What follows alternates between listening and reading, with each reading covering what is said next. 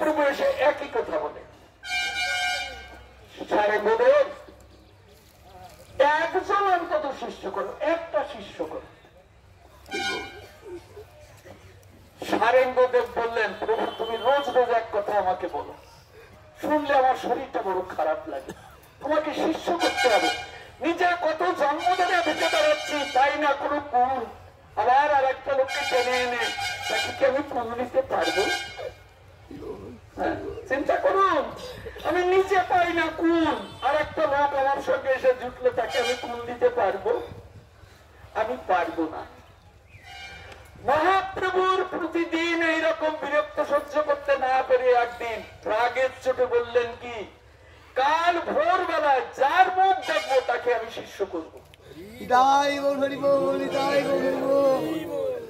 এখন মহাতের প্রতিজ্ঞা, শিষ্য করবে না। আজকে রেগে গেছে, রোজ রোজ এক কথা। আর বলছেন কে? মহাপ্রভু। যাকে কালকে দেখবো সকালবেলায় তাকে আমি শিষ্য করব। সারেঙ্গদেব এইখানে ছিল তখন গঙ্গা, এখানে গঙ্গা ছিল, এখন মরে গেছে। হ্যাঁ, এই গঙ্গায় প্রচুর স্রোত বইত, প্রচন্ড স্রোত বইত এই গঙ্গায়, উত্তাল তরঙ্গে গঙ্গা বয়ে যেত।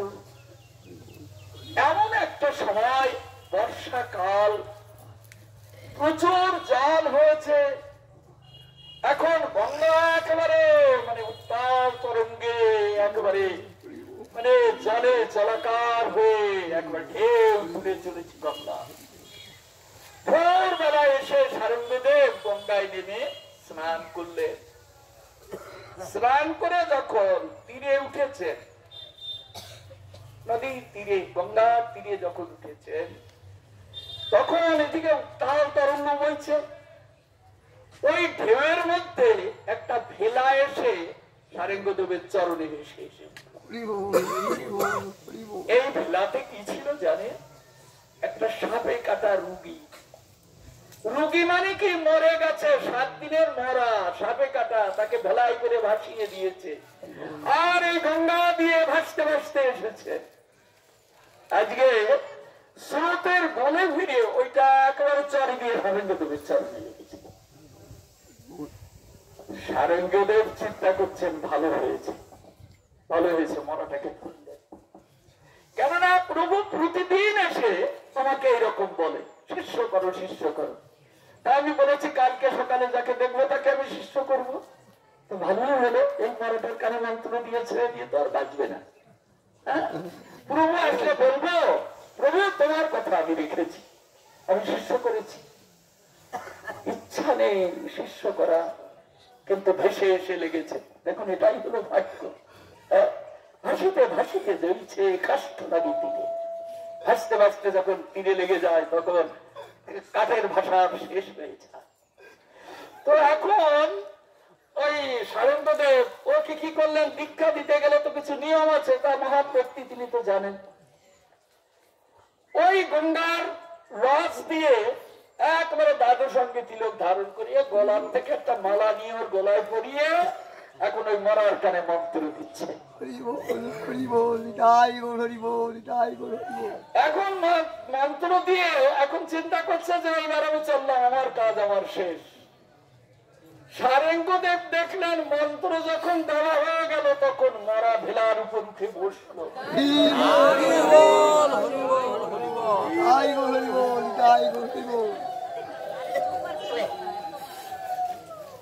দীক্ষার আগ পর্যন্ত আমরাও কিন্তু এরকম মরা, এরকম মরা জগতে ভাসতে এসেছি, ভেসে যাব, এসেছি আবার ভেসে যাব। কিন্তু শ্রী গুরু চরণ কমল আশ্রয় করলে তখন জানবেন আপনি জীবিত হয়েছেন।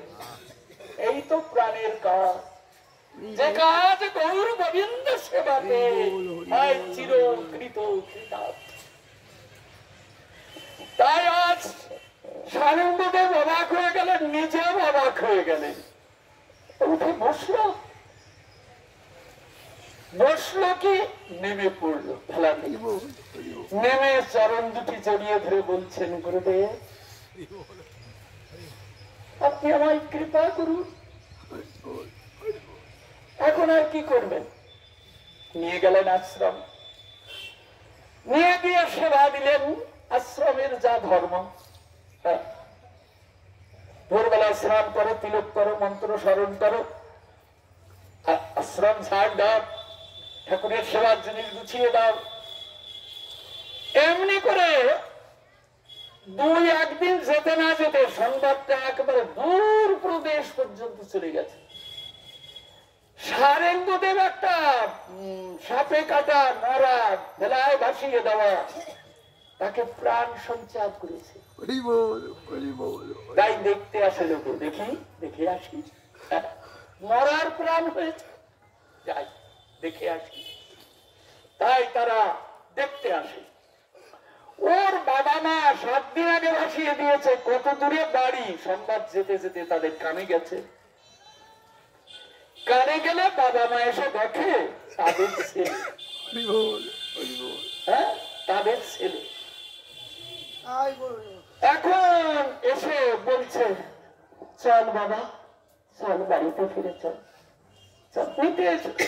দেখে কি আনন্দ, আমাদের ছেলে বেঁচে উঠেছে, চল বাবা। এখন বাবা মা বারবার অনুরোধ করছে, চল চল বাবা, বাড়ি ফিরে চল। তখন বুড়ারি বলছে, হে পিতা, হে মাতা, আমি তো মরে গেছি, আমাকে তোমরা ভেলায় ভাসিয়ে দিয়েছিলে, আর কি আমায় পাবে?